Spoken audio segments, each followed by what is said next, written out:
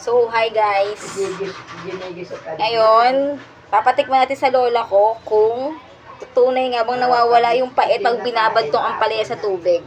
Tingnan natin. Babad siguro natin siya ng mga 20 minutes. Pwede na yun.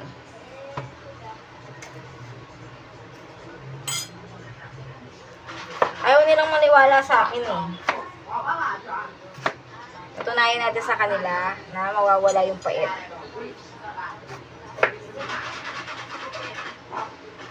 Pait ka, amoy pa lang. Mawawala nga yung pait nito pag binabad natin sa tubig.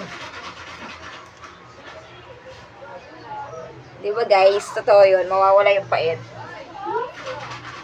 Ayaw maniwala ng lola ko eh. Ibang ka lang. May naamoy. Ay! Siyempre, pag di mo pa siya binabad, mapait talaga siya. So, ngayon guys, ito na. Ito yung tubig.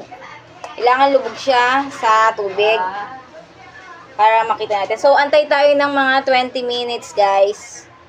Balik kami. Okay? Hi guys! Welcome back! Nakalipas sa 20 minutes, ngayon titikman na namin ni nanay.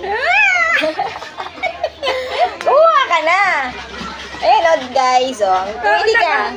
Titignan ko. Sabay nga tayong kakain. Ayaw! Ayan din na. Ito sa akin, ito sa akin. Ito na lang sa akin. Kaya lang. Yan.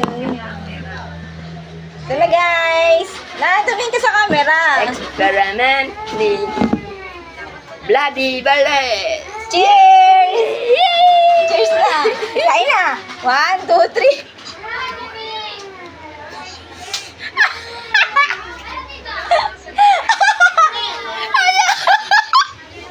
Mapait ka! Tagna mo. Ay, any flower. Nato. So, ayan guys, napatunayan po natin na uto-uto ang lola ko.